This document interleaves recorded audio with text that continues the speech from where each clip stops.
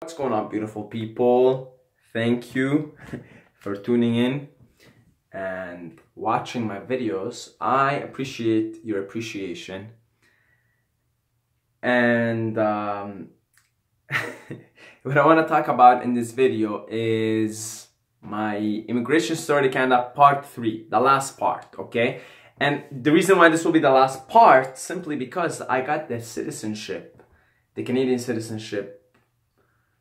I don't remember if it was grade 11 or 12, but this is what we're going to talk about, right? Grade 11, because first part was grade 8, first year coming here. Second part, English story kind of, or sorry, first part was grade 8 and 9.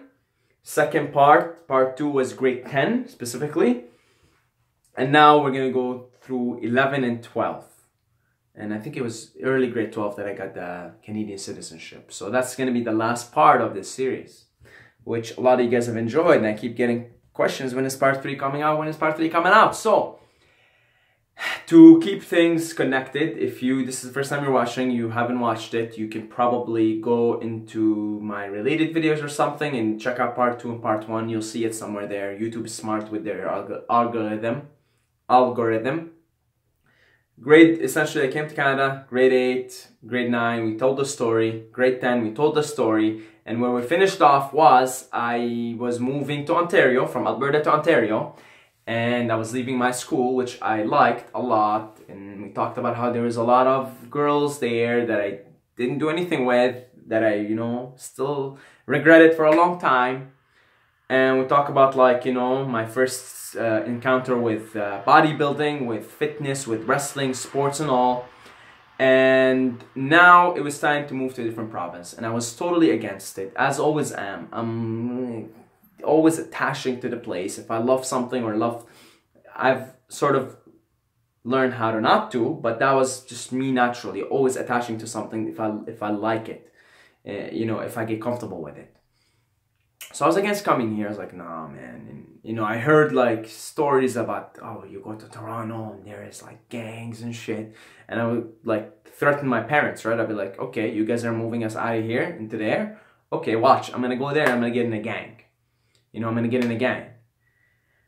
So, anyway, we came here. We went to Mississauga. Mississauga is in Toronto suburbs, right? The Greater Toronto Area.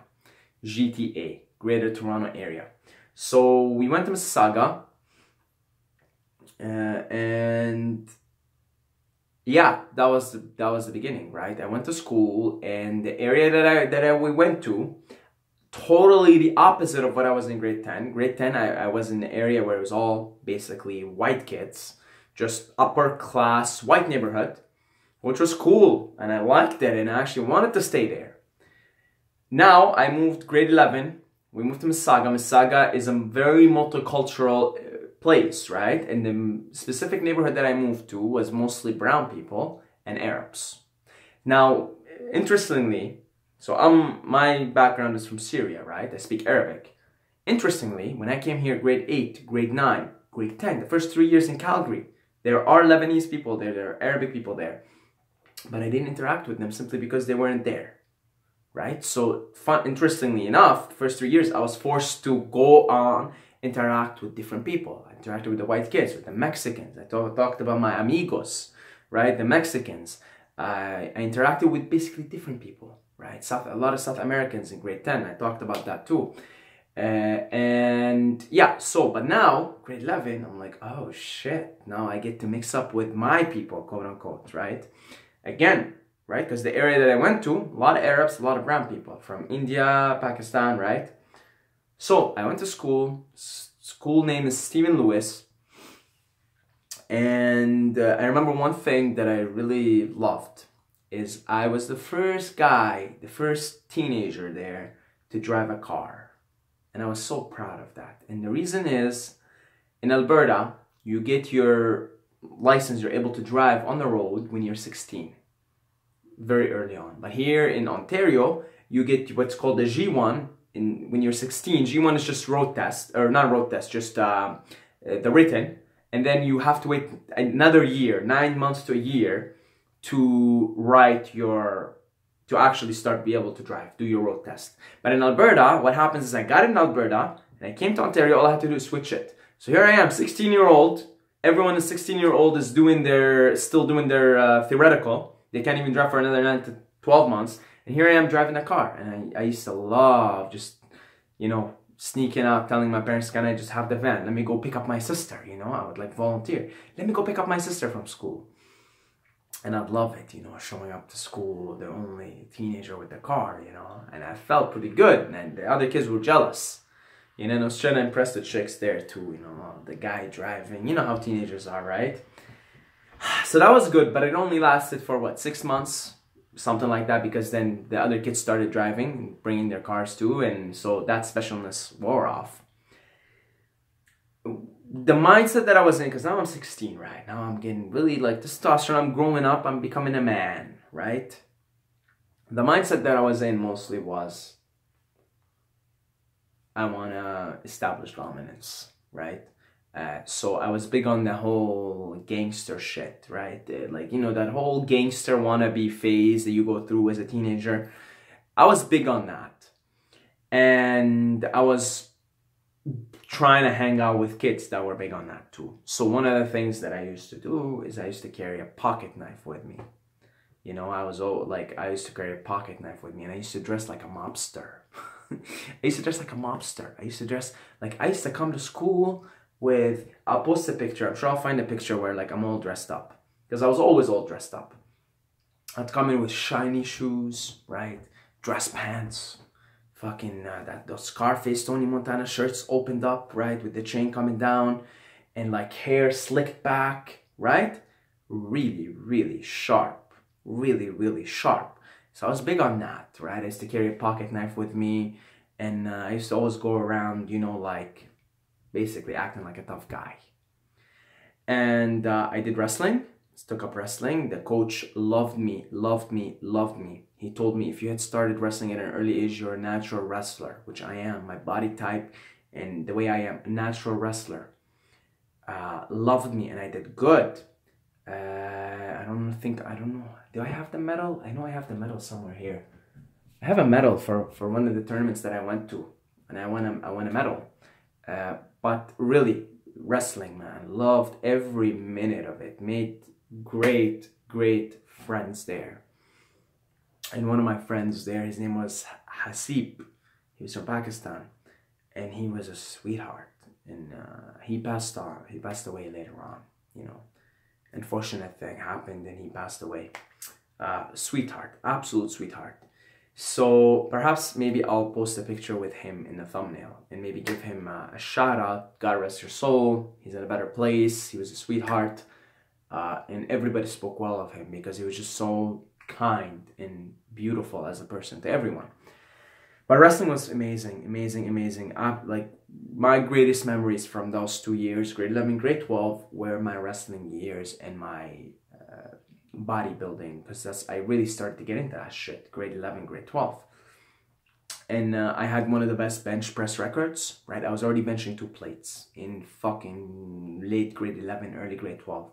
I was already benching 2 plates, okay? Which is, you know, for a teenager, you know, that's a big deal. The only guys that were benching more with me were the guys that were playing football, like in high school, right? These guys will fucking eat you alive, okay? They'd eat you for breakfast, no problem. Snack, not even a breakfast, just a snack. So these were the only guys that were doing, but for, you know, most kids, I was like benching 2 plates. I was really getting into the fitness shit. And when I was getting into the fitness shit, I was carrying it out with me into my life. So I was like, you know, going around, like acting tough, right? And always like on the lookout for a fight or something. And I almost got in a fight with this kid. He was from Yemen, and he was from another school. It was a neighboring school, right? And he had a reputation, because I had a reputation in wrestling, you know, I had a reputation in the gym, so everybody knew, Saeed, don't fuck with this guy, right? In my school, I had the reputation. People would always size me up and say, who do you think would win? You or this guy, right? Other guys that lift and do wrestling or do some form of martial art, right? So I would always get sized up and the word would go around from different schools, right? So I remember they used to say, there's this guy named Wajih, right? From another school. And they would always say, you know, he was a cool guy. He would hang around the clique, because they were, you know, it's sort of the clique that I was hanging around with. they knew each other longer than I knew them. I'm an outsider. I'm coming in here, but these guys grew up with each other from like grade 1. They knew each other, right? And I got along with them nice, right? I got in the crew, which I'll talk about the crew. But I remember I would be always sized up with other kids that also lifted, had a big chest, and you know, had like nice statistics behind them, and did some form of a martial art or something. I would always get sized up, right? Or like, you know, people were like, oh, Saeed, Wajih, you know, you guys should like give it a shot. Who would win? And like, of course, we're both teenagers. We don't want to lose our pride. We just look at each other. We're like, you know, I don't know, but like, you know, you just like make up some bullshit, but we wouldn't actually do it. We were friends, right? But the point is, I liked that. And the reason why I liked that, and I got really deep into this fitness wrestling stuff, is because I told you guys, I was bullied. I was always like a smallest kid in the class. I was bullied growing up. I fought. Man, I'm not fucking kidding you guys. I'm not exaggerating here. I had growing up over 30 fist fights. Like getting in fights on the street was a regular thing for me growing up. Was a regular part of growing up. And then of course I got fucking beaten the shit out of by my dad, right? Growing up. That's just the way things were done. So I wanted that. I wanted to be strong. I wanted to feel strong. I wanted to feel respected.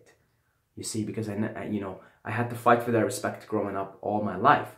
Now I was feeling good because finally I got that respect. I felt the respect, you know, and it was based purely on intimidation. The fact that I was a good wrestler, I would probably beat your ass. You know, if you were just a regular guy who doesn't do anything, I'd beat your ass. And I've done that. I've actually fought somebody for fun who was 6'5", right? For fun, just for fun. We fought for fun. And I'm like, on those days, yeah, I was a fucking good wrestler. I'm 5'6", right? 5'5", 5'6", something in between. I took him, so he's a foot taller than me. I just like march on him, grab him by his, he doesn't know how to fight, nothing, doesn't lift, nothing. Smash him on the floor, and that was it. You know, and the guy actually felt really bad after. You know, because you're in high school, your pride, your ego can get, you know, because we were doing it just for fun as friends. And he actually didn't talk to me for a little while because he just felt like, again, you're a teenager, you know, you're trying to basically man up on each other, essentially what it is, right? Competition and who's alpha, blah, blah. But I felt really good because I finally had that respect.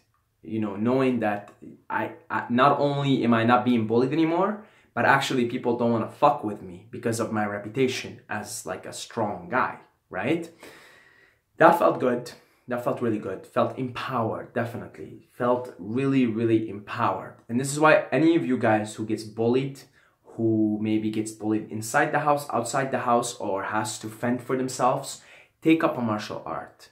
Start lifting, start exercising, because you will feel confident. You will get that respect that you have been trying all your life to get or you never got. You will get it. You will absolutely get it. And then that you makes you more confident by default, right? So that's probably like my favorite part of like those two grades, grade 11 and grade 12. As far as the people that I hang around with, in grade 11 I hang around Arabs. You know, this is my first time hanging around my kind. Again, quote unquote. You guys know I don't believe in any of this shit. I don't believe in culture and all of that. But, you know, at the time, it's my kind. We speak Arabic.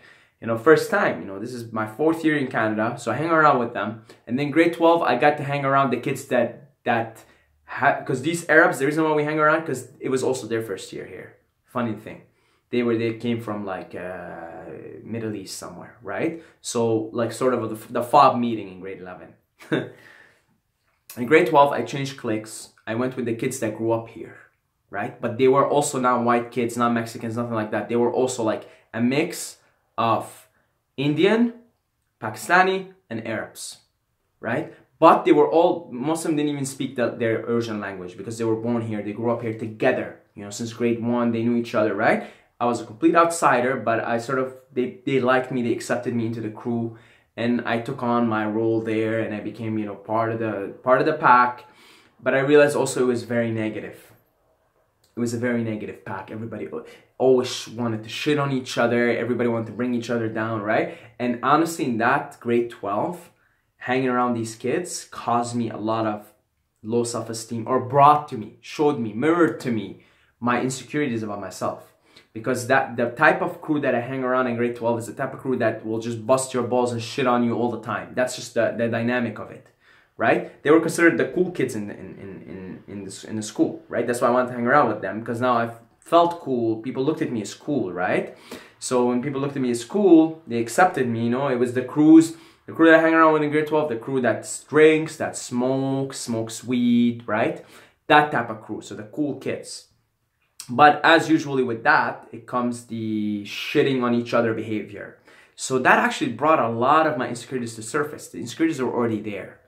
It just brought it into surface, right? So I would try to find my place in this crew, you know, and of course you're always trying to like say, oh yeah, like you're always trying to tell people about your romantic encounters, right? And you try to pepper it up and spice it up to make yourself feel better, make them feel like shit. And of course, I still wasn't getting anywhere with chicks, despite the fact that I was very attractive and I tried, like there's a lot of girls, again, I was very attractive, always dressed sharp, has this reputation of being strong, but I still, it's different, man. You need to know how to talk, you need to know how to get intimate with chicks. I didn't know how to do that. And then I would, again, this crew, I would hear their stories and I would feel more insecure about myself, right? So yeah, it really surfaced a lot of my insecurities into, you know, brought it into surface. And by the end of grade 12, still no more with chicks. But not just that, I started to develop anxiety and depression. By the end of grade 12, I started to develop low self-esteem, anxiety, depression. I guess what was happening is I was now maturing into an adult. And I was realizing, holy shit, I have a lot of fucked up things in me. There's a lot of insecurities. There's a lot of bullshit. There's a lot of trauma. There's a lot of childhood wounds that I didn't know that was the case at the time. But now I see that was the case. But they started to surface up. I started to feel anxiety. Yeah, like I started to feel a sense of despair, right? So by the end of grade 12, I was feeling a sense of despair, and I really wanted to go to university as a new hope for something new, right? I'm not going to talk about the university years because I think it's worth actually doing a video for each year, but I will not call it my immigration story to Canada. I will not call it that because it's different now, right? Different stages, so I'll call it different for each. But grade 12, great year for my wrestling career, which, you know, was brief. Won the medal, made some great friends in wrestling. You know, my true comrades that showed me love in grade 12 were the ones that I wrestled with and worked out with, really. But the crew that I hang around with grade 12, just always shitting on each other, which was good for me, brought all my insecurities into surface. Despite the fact that I put on this tough exterior, this, you know, badass exterior, I was the complete opposite of it on the inside. You know, I was just there was this shy person, there was this insecure person, there was this person that doesn't know how to be intimate, fears intimacy, is deeply wounded from childhood, is deeply troubled, and that trouble carried out with me for the next, let's say I finished grade 12, I was heading into becoming 18. That trauma and those wounds and that insecure person really came to surface between ages 18 and about 22. Really came to surface, and we have stories to tell you guys from my university years that will make you think, wow, like, man, we didn't know you felt this insecure, or because you seem so confident, so sure of yourself, and so optimistic, and so energetic and understanding, or whatever the fuck somebody apparently said I'm somehow understanding of the human condition, which, I mean, I don't know what gave you that impression. I'm just a guy who likes to think about shit and share his findings with the world. But yeah, you guys will hear more stories. But that's my experience of grade 11, grade 12. Not the best, because, you know, you would want to hear like your stories with chicks and, you know, but that really was my story. It was not as exciting. It was not as exciting. In fact, I don't like to talk about this too much. I don't. Because I like to, you know, I don't like to talk about my past too much. I talk about it, I share it more so than most people, but I don't prefer. I prefer to talk about what could be in the future. That's my preference. I prefer to talk about how we're improving the world, where I could be personally in 5 years, you know? I prefer to talk about that. I don't prefer to go because I don't like those years. I don't like that person that I was. I don't like the people that I hang around with. I don't like the vibe. I don't like who I was. I don't like any of it. I really don't. But I talk about it to show you guys. It doesn't matter what your upbringing is. It really doesn't matter what your past is. It matters is what now and what am I gonna do from here on. That's really what matters at the heart of it. The reason why maybe I share these stories is to show you guys that, hey, actually, I fucking hate the person that I was. But if you're always walking forward with a mirror and you're always looking back, you're gonna just repeat the same thing. You're gonna repeat the same shit. I'm gonna take that mirror, fucking break it on the floor, just shatter it into pieces and say, well, okay, I don't like that. Don't have to deal with it anymore. I can just be present.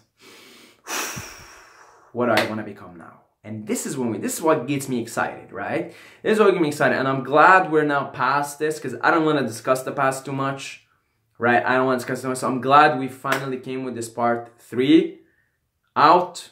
We'll still definitely talk about the university years, okay? And especially the, you know, those ages between 18 and 22. Really, really brutal. But always optimistic, always in the future, always in the present, always in the present. If the present's good, the future will be good.